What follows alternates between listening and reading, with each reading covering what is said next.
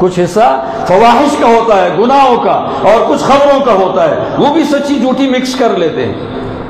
تو آپ اپنے بچوں کو وہ نہ پڑھائیں، آپ اپنے بچوں کو خالص دین سکھائیں، آداب سکھائیں، آپ اپنے بچے کو چھوٹے بڑے کا ادب سکھائیں۔ کبھی کبھی سزوکی میں جانا پڑتا ہے یا کسی اور گاڑی میں کنڈکٹر سے واسطہ پڑ جاتا ہے، ایسی بدمزاجی سے سفید ریش کے ساتھ باتیں کرتا ہے، یقیناً پتہ چل جاتا ہے کہ بالکل تربیت نہیں ہوئی، اور یہ ایسا ہے جیسے پیدا ہوا کسی عام جگہ میں، پتہ نہیں معلوم نہیں ہے والد کیسے تھا اور والدہ کیسی تھی۔ اپنی اولاد کو تربیت دی، آپ کی زینت ہے، آپ کی اولاد آپ کی زینت ہے۔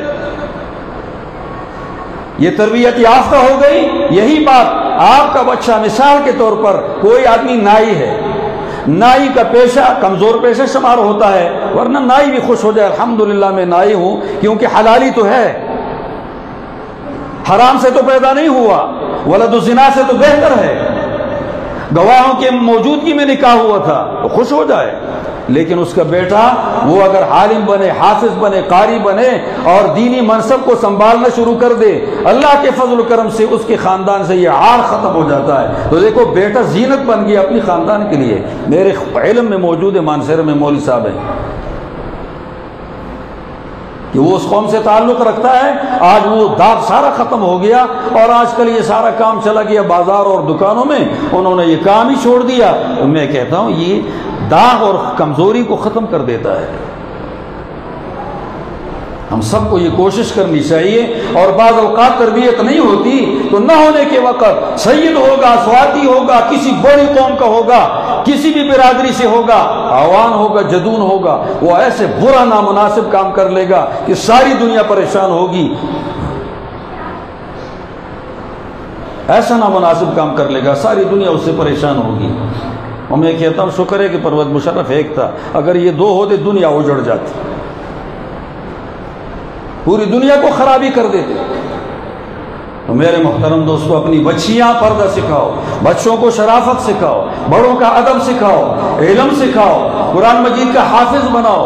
اور کہے بھائی کھائے گا کہاں سے، تو خدا کی قسم سے میں کہہ دیتا ہوں، اللہ کے فضل و کرم سے میں 1987 سے لے کر آج تک پڑھا رہا ہوں۔ ان علماء کو پتہ ہے جیسے ہمارا گزران ہوتا ہے، خدا کے فضل و کرم سے میں تقریباً یہ 8 سال یا 9 سال ہوئے تھے، میں نے قرض کو پہچانا ہے کہ قرض کیا چیز ہے۔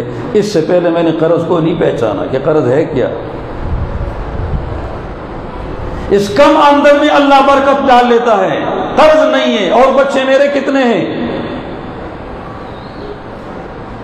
موجودہ ہمارے گھر کے اندر جتنے ہیں 18 19 20 آدمی ہمارے گھر میں اب بھی موجود ہے، میں ایک آدمی ہوں الحمدللہ خدا کے فضل و کرم سے۔ یہ وہاں سکھائے گا من حیث لا یحتسب، قرآن مجید میں آیا ہے جہاں سے کوئی گمان نہیں۔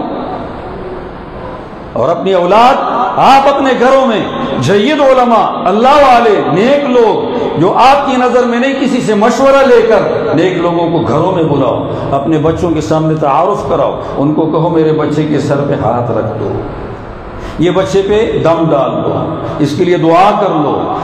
دعا ضائع نہیں جاتی، کوئی مستجاب الدعوات ہوتا ہے، کسی جھاڑی کو خالی نہ سمجھو، کسی میں شیر بھی سویا ہوگا۔ کچھ علماء میں اللہ کے اولیاء بڑے بڑے لوگ بھی موجود ہیں، کسی کا لعاب آپ کے چھوٹے بچے کے منہ میں چلا گیا، یہ لعاب جاتا ہے تو پھر اس کی وجہ سے وہاں برکتیں شروع ہو جاتی ہیں۔ ہماری ایک شاگرد تھی ابٹ آباد میں، 18 19 سال میں نے وہاں بھی پڑھایا ہے، یہاں سے جا کر وہاں پڑھا کر واپس آتا ہوں۔ تو اس نے کہا استاد جی تحنیک کرا دیں، تحنیک کرائی، تحنیک کے بعد بچے جب ہوشیار ہوا ہے کتابیں اوپر نیچے رکھتا ہے، وہی دینی کتابیں جو ماں کی ہے اس کو اوپر نیچے ادھر سیدھی کرتا ہے، جھاڑو مارتا ہے اس کے اوپر، پوچھا لگاتا ہے، وہ کیا کرتا ہے وہ جھاڑتا رہتا ہے غبار ایسے کرتا۔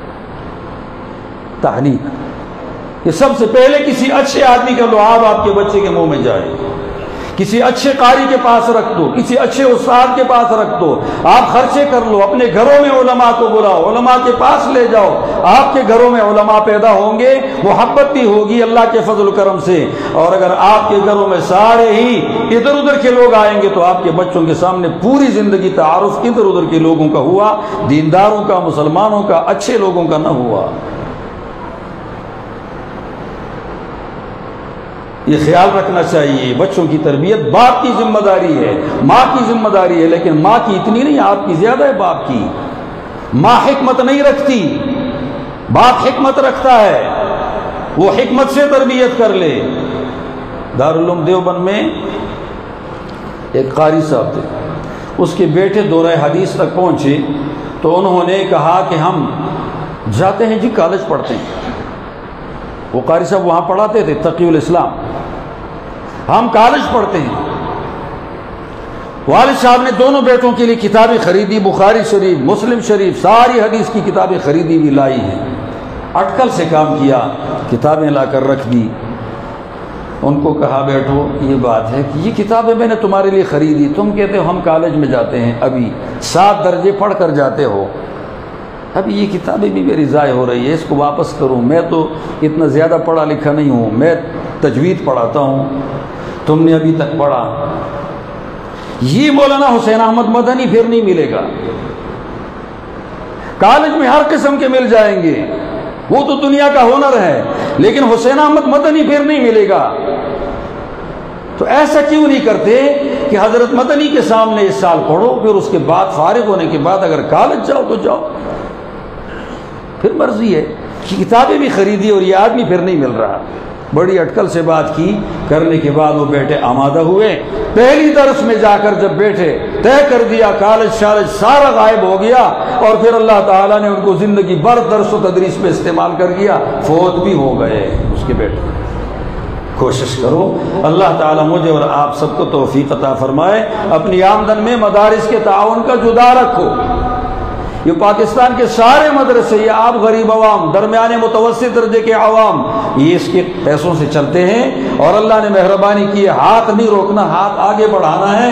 بڑے لوگوں کا مال یہاں نہیں لگتا، وہ جو بڑے بڑے ہیں سردار سب کو پتہ ہے، لگتا ہے جی، بہت بڑے لوگوں کا مال نہیں لگتا، وہ سارا ادھر ادھر لگتا ہے، کوئی کدھر جاتا ہے کوئی کدھر جاتا ہے، وہ مال بڑھانے میں لگتا ہے، باقی اوروں کا یہاں لگتا ہے۔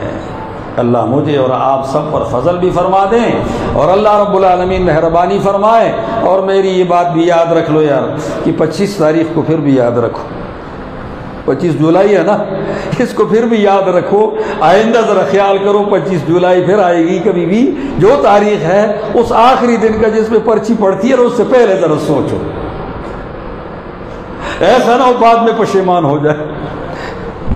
کوئی برائی کر لے خدا نہ خواستہ، وہ پہلے سوچے تو نہ کرے گا، کر لے تو بعد میں بچہ چٹی ہو جاتا ہے، پھر پشیمان تو ہوتا ہے لیکن وہ وقت واپس نہیں آتا۔ اللہ مجھے اور آپ سب کو سمجھ دے، اللہ تعالیٰ مہربانی فرمائے۔ سبحان ربک رب العزت